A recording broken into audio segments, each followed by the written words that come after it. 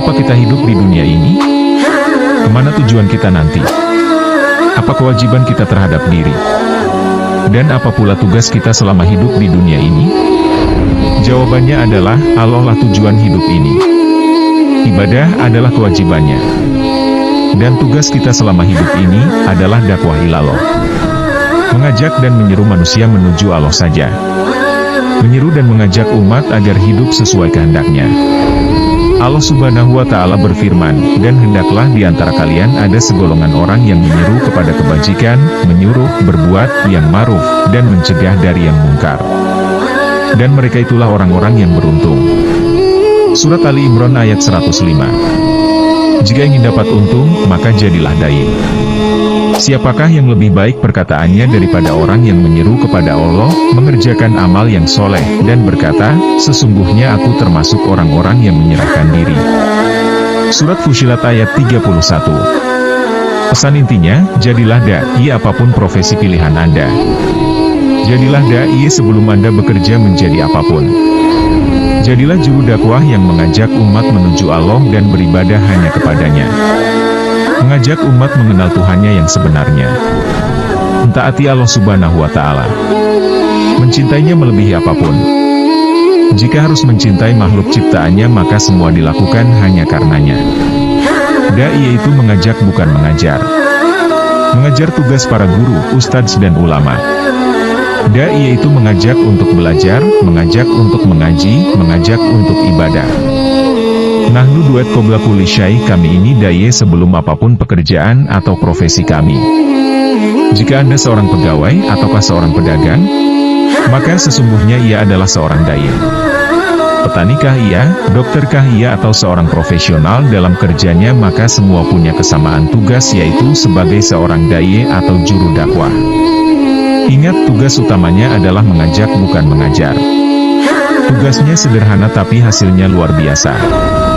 Satu orang mendapatkan hidayah dan beramal karena ajakannya, maka ia akan mendapatkan pahala senilai dengan amalan orang tersebut tanpa mengurangi pahala mereka yang beramal sedikit pun. Keutamaan dakwah sangat dipahami oleh para sahabat sehingga mereka menjadikan tugas dakwah sebagai amalan unggulan mereka untuk mengejar bahagian akhirat.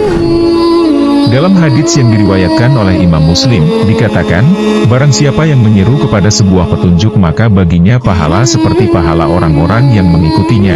Hal tersebut tidak mengurangi akan pahala-pahala mereka sedikitpun, dan barang siapa yang menyeru kepada sebuah kesesatan maka atasnya dosa seperti dosa-dosa yang mengikutinya. Hal tersebut tidak mengurangi dari dosa-dosa mereka sedikitpun. Ganjaran dakwah begitu istimewa sehingga diberi harga oleh Allah lebih baik dari kendaraan terbaik saat itu di zaman Nabi. Demi Allah, sesungguhnya Allah memberikan hidayah kepada seseorang dengan dakwahmu, maka itu lebih baik bagimu dari unta merah. Hadits riwayat Bukhari dan Muslim. Orang yang berdakwah juga akan didoakan oleh para penghuni langit dan bumi. Nabi Shallallahu Alaihi Wasallam bersabda, sesungguhnya Allah memberi banyak kebaikan, para malaikatnya, penghuni langit dan bumi, sampai semut-semut di lubangnya dan ikan-ikan selalu membacakan sholawat, mendoakan orang-orang yang mengajarkan kebaikan, berdakwah kepada orang lain. Hadits riwayat Tirmidzi. Jadi, jika ingin didoakan banyak makhluk, maka berdakwahlah agar banyak kebaikan yang akan datang pada seorang ahli dakwah. Dan bagi orang-orang beriman yang membutuhkan pertolongan Allah Subhanahu wa Ta'ala, berdakwahlah sebagai upaya kita menolong agama ini.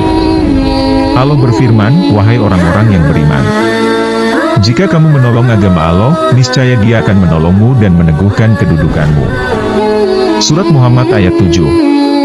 Cukuplah pertolongan Allah dalam hidup ini. Jadilah penolongnya, maka Dia, Allah, pasti akan menolong kita. Namun demikian, sungguh Allah tak butuh pertolongan kita. Kitalah yang membutuhkannya. Maka berdakwahlah. Jadilah umat yang terbaik. Allah berfirman dalam surat Ali Imran ayat 110. Kamu, umat Islam, adalah umat terbaik yang dilahirkan untuk manusia, karena kamu menyuruh yang ma'ruf, dan mencegah dari yang mungkar, dan beriman kepada Allah. Sekiranya ahli kitab beriman, tentulah itu lebih baik bagi mereka. Di antara mereka ada yang beriman, namun kebanyakan mereka adalah orang-orang fasik. Dakwah adalah seruan kebaikan yang menjadi sebab datangnya pertolongan Allah dan menjadikan kita menjadi yang terbaik. Dakwah akan membuat diri menjadi lebih baik sebelum memperbaiki orang lain. Mengapa? Bukankah ketika kita mencuci baju yang kotor, maka tangan kita akan bersih terlebih dahulu? Itulah dakwah. Ia akan memperbaiki diri dan mensucikan diri agar kita menjadi orang-orang beriman yang beruntung. Qad aflaha man zakkaha. Sungguh beruntunglah orang-orang yang mensucikan diri. Surat Asy-Syams ayat 9. Beruntunglah mereka yang mensucikan diri, bukan orang yang sudah suci. Dan dakwah jangan menunggu suci bersih tanpa dosa. Kalau harus suci dulu, maka tak ada yang akan bisa berdakwah. Kapan sucinya? Sungguh, dakwahlah yang akan membersihkan diri ini dari karat dosa yang sulit dibersihkan. Pesan terakhir, hiduplah dalam dakwah. Dakwah itu maksud tujuan hidup.